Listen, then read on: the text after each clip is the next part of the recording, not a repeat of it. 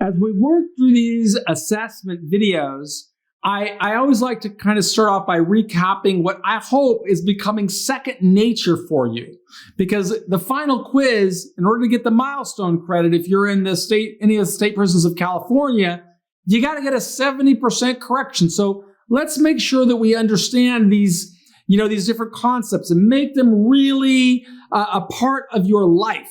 So one, the overview course I was just trying to build trust with you. Two, the module on defining success really convinces, or I hope provides a compelling story that if you define success, you're making it possible for you to architect a strategy or a series of goals that will take you from here to here to here to here.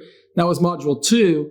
Module 3 was on goals, setting SMART goals. 4 was on having an aspiration and seeing yourself as being really successful. 5 was on taking action, getting you from, what you have to do every single day. You got to take action, like you got to learn this course.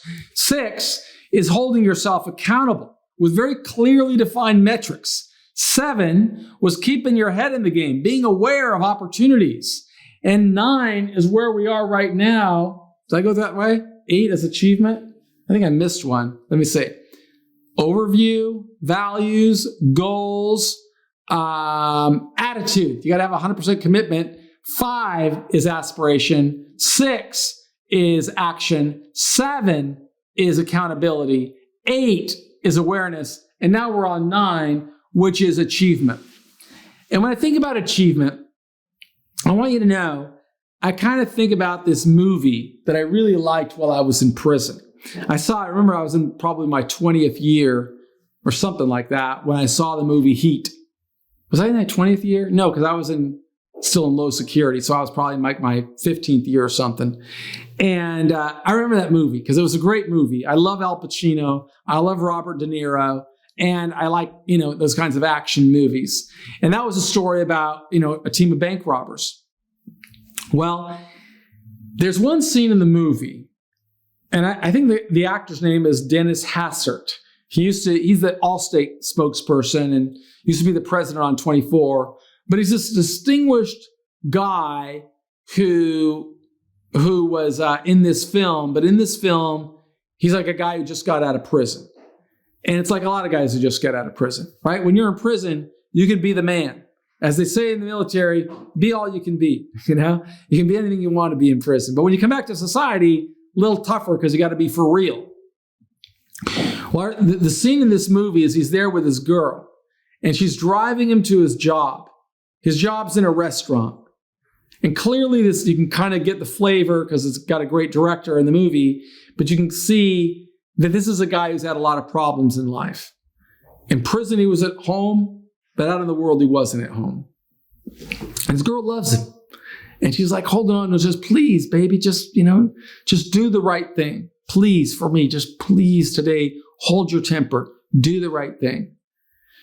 And he kind of shakes his head and says, man, I don't know how I'm going to get through this. It's just a job. He said, I don't know how I'm going to get through this. And you just kind of see the frustration on his face.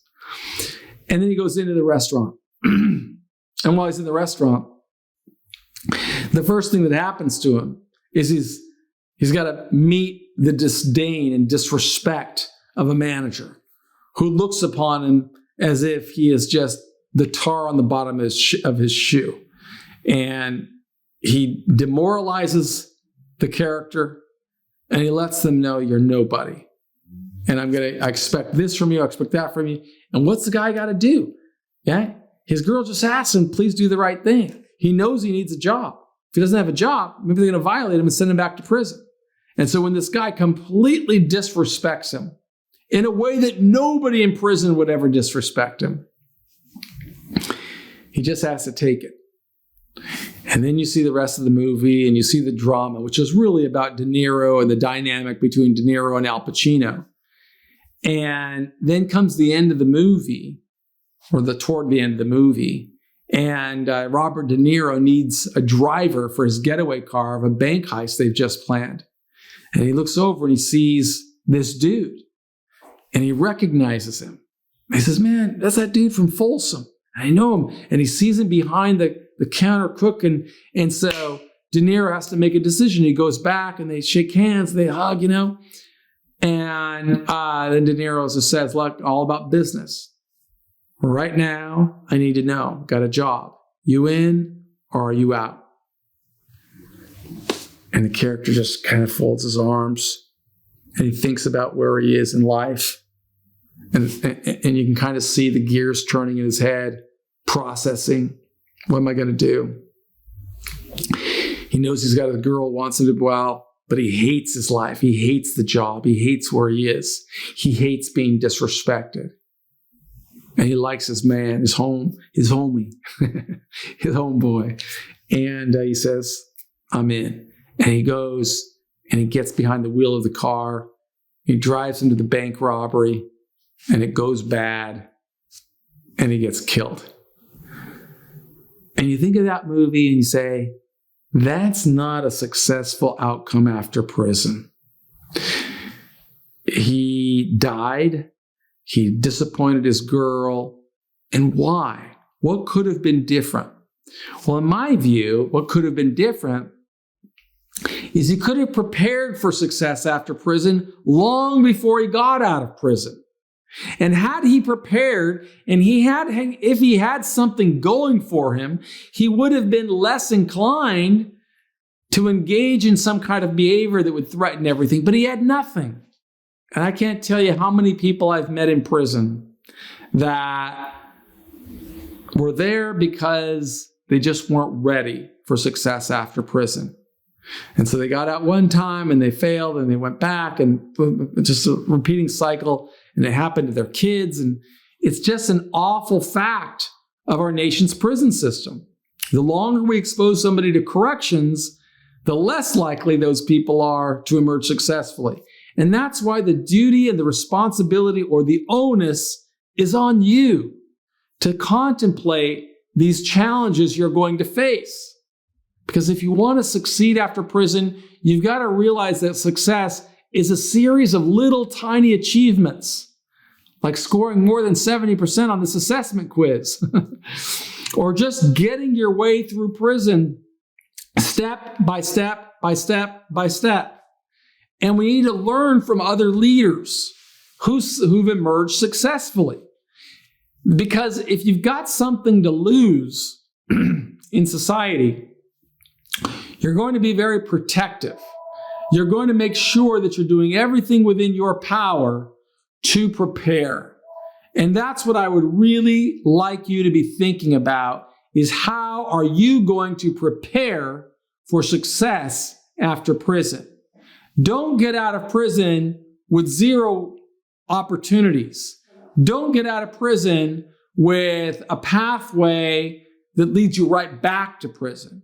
I want you to be thinking about success. Now, you can contrast that story of Heat with a different bank robber story, and you can read about that here in this book, which I wrote about in some of these modules. And this is my partner, my former partner. He's not my partner anymore, but when we started Prison Professor, Sean was a big part of it. And I would encourage you, if you look in your library, get a copy of Lawman, Memoir of a Jailhouse Lawyer. And here's a hint. Remember the title of that book because it's also in your quiz. But Sean's an interesting fella because his story began like a lot of people who end up in prisons, stories began. Sean made some really bad decisions as a student. He made some bad decisions with regard to the friends that he chose. And it wasn't long after he got out of the military as a young man that while he was drinking with a buddy at a bar, he decided his buddy had an idea to go rob some banks, and Sean went along with him. And they committed 5 armed bank robberies. Now, I know some people who got multiple decades for armed bank robberies, but somehow the judge had some compassion, I guess, and he sentenced Sean to about 12 years in federal prison. Well, while Sean was in federal prison, he developed a skill set as a jailhouse lawyer. Couldn't get himself out of prison, but he learned enough about litigation and writing appeals and thinking critically that he was able to help some other people in prison. And he was really successful, so successful that he won a case in the United States Supreme Court. That's very successful. There are people that practice law for 30 or 40 years and they never get into the Supreme Court, much less win. So Sean prevailed and he resulted in getting the individual out of prison early. And then he continued to develop his work and his skill set. He found mentors in some of the best law firms in America. And, I would call that achievement, right? It's celebrating an achievement. He may be in prison. He may be serving a very long sentence. He may have a limited future in the eyes of other people, but he never gave up hope and he worked hard. And as a result, he got out of prison and more opportunities opened for him. Those opportunities resulted in him getting a college degree, resulted in him getting a full scholarship to the University of Washington Law School. They led to him becoming a clerk for a federal court judge in the D.C. Circuit Court, which is the second highest court in the United States. So he became an expert at appeals. Then Georgetown Law School is one of the best law schools in the world, hired him, gave him a fellowship. So he earned another degree in law. And now he's a professor of law at Georgetown Law School. He also became a very vocal advocate for prison reform and sentence reform. And that's why I would say this is what the hallmark of leadership looks like. So look at the contrast. The fella from the movie Heat gets out of prison, can't get a job that he likes, can't really get traction, and results in committing a new crime and going not back to prison, but going to his grave. Well, we want you to be successful after prison. And that's the reason we're going to ask you to work through these assessments and celebrate your achievement by getting higher than 70% on the quiz. That's pretty important. So let's work through this quiz and see how you do. From the video that accompanies this lesson, describe the crime that led Sean Hopwood to serve a 10-year sentence in federal prison. Well, if you don't know the answer to that right now, I don't know how to give it to you. So here are your options. Sean pleaded guilty to offenses related to drug trafficking. Sean pleaded guilty to offenses related to wire fraud. Sean pleaded guilty to offenses related to tax evasion. Or Sean pleaded guilty to offenses related to armed bank robbery. That's the answer. Number 2, what extraordinary accomplishment did Sean create while serving time for a violent crime? Well, I just told you the story, but let's go ahead and go through the quiz. He saved a correctional officer's life. He became a shot caller. He earned a university degree. He did earn a university degree, but he didn't do that while he was in prison. The correct answer is he played a role that led to victory in 2 United States Supreme Court cases, as I just told you. But you also heard that directly from Sean if you watched the video that accompanied this lesson plan or if you worked through the module. And number 3, during Sean's interview, he discussed many accomplishments after prison, but he did not mention 1, opening a chain of successful restaurants. That's the correct answer. What are the other options? A federal judge on the D.C. Circuit Court hired him to work as her clerk. Well, I just gave you that answer, so you know that's true. He became a licensed lawyer. I just gave you that answer, so you know that's true. And he became a professor at Georgetown Law School. Now you know that's true. So the correct answer is the first one. He didn't open a chain of restaurants. Number 4, what did other people tell Sean he would not be able to achieve because of his background?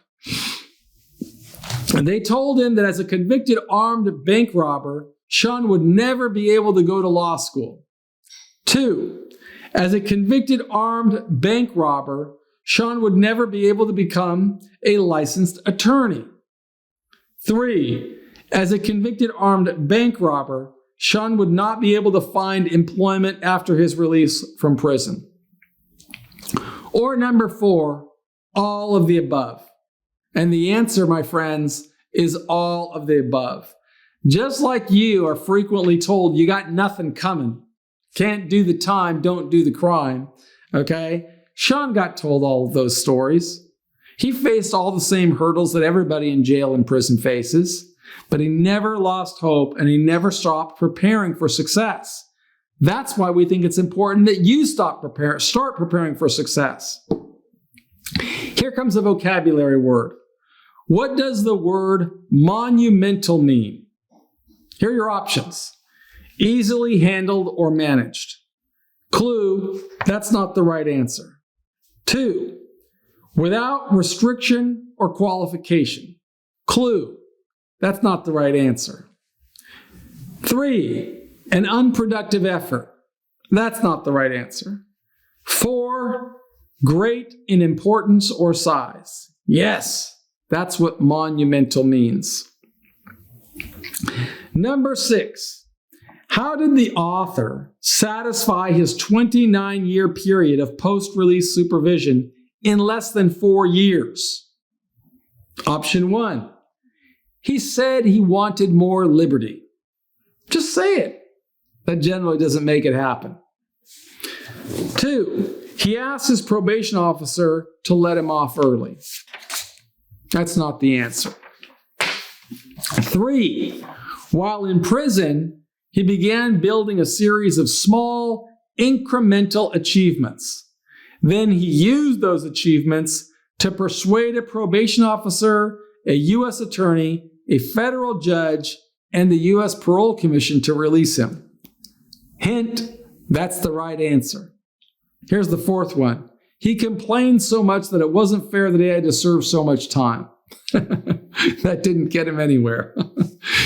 Number 7, what does this module recommend for personal motivation? 1, watch a lot of television. That'll motivate you. That's not what the author recommended. 2, sleep as much as possible. That's not what the author recommended. 3, become an expert at playing table games. That's not what the author recommended. What the author recommended is that you should work towards small incremental achievements that you can celebrate along the way. Yes, that's what the author recommended. Number 8, which of the following sentences shows correct usage of the word precipitated? You choose. Which is the right one? Decisions from the day I read Socrates precipitated a step-by-step path. Hint, that's the right answer. If you are precipitated in your exercise routine, it's hard to lose weight. That doesn't make any sense at all, so that's the wrong answer. 2, when an officer makes a precipitated decision, there's a good chance the board will deny parole. That's not the right answer. Doesn't make sense. Number 4, a person stands a much better chance of getting a job if he wears precipitated clothing to the interview. That doesn't make any sense at all, so it's not the right answer. Learn these words. They'll empower you. Number 9, what did Susie Welch call her strategy for making good decisions? 1, good decisions starts with good intentions. Well, maybe, but Susie Welch didn't say that. 2, Susie Welch wrote technical books, not strategy books. That's not accurate. 3, Susie Welch wrote that her strategy for making good decisions was to avoid doing business with men. Might be a good decision, but that's not what she wrote. What she wrote was Susie Welch called her strategy for making good decisions 10, 10, 10. And that's an important lesson for you. Think about how the decisions you are making in the next 10 minutes, or rather, think about how the decisions you are making will influence your life in the next 10 minutes, 10 months, and 10 years. That's important because in prison, it's really easy to make snap decisions, and those snap decisions can have detrimental consequences. So use the 10-10-10 strategy and make better decisions. Final question in this module, number 9. With respect to reading books, what strategy did the author recommend in this module? A person should read Westerns to learn how things were done in the old days. No. Although Louis L'Amour is very popular in prison, that's not what the author recommended. 2, a person should read romance novels because they ease the pain of being separated from loved ones.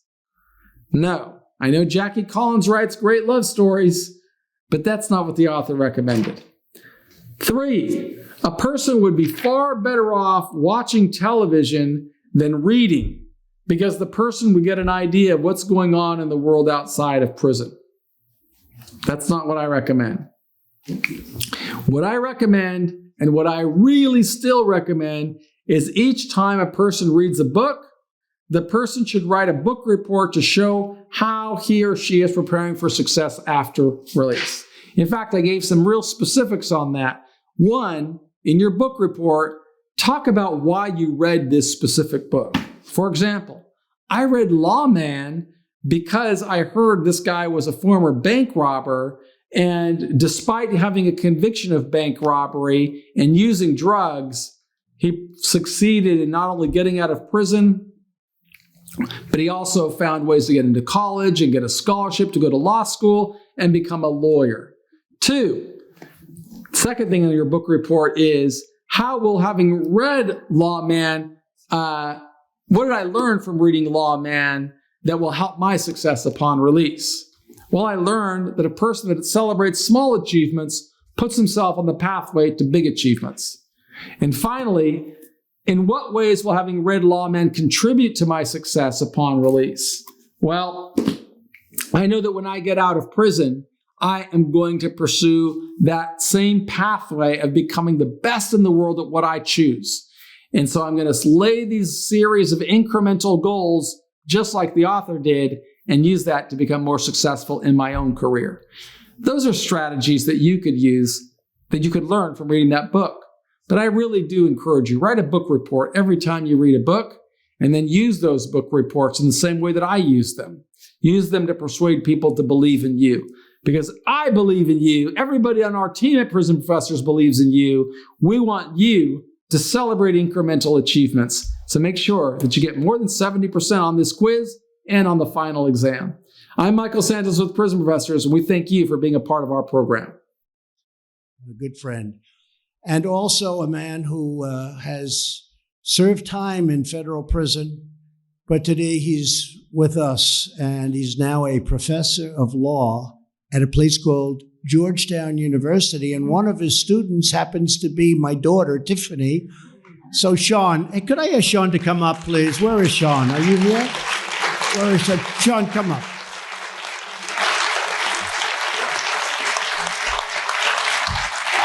Is my daughter okay as a student? She is. She better be. It's fun to get to come back here. The one thing I realized when we worked on First Step was I got to meet a lot of really cool people, and we worked on this together, and I have become friends with so many of you. It's astonishing to me that so many people want to come work and help people that are in prison. Because when you're in prison, it feels very lonely, and there's not a lot of hope.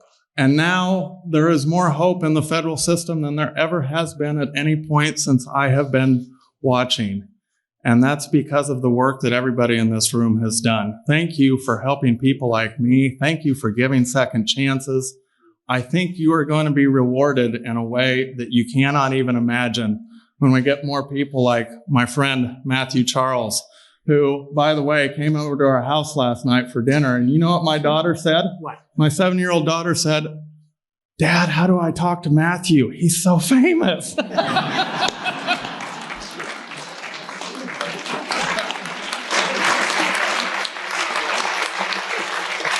So So thank you, Mr. President, for your leadership on this. You have gotten things done that it's taken decades of work from a lot of people in this room, and to see the fruits of your labor, it's just amazing to watch. Thank you, sir. Keep up the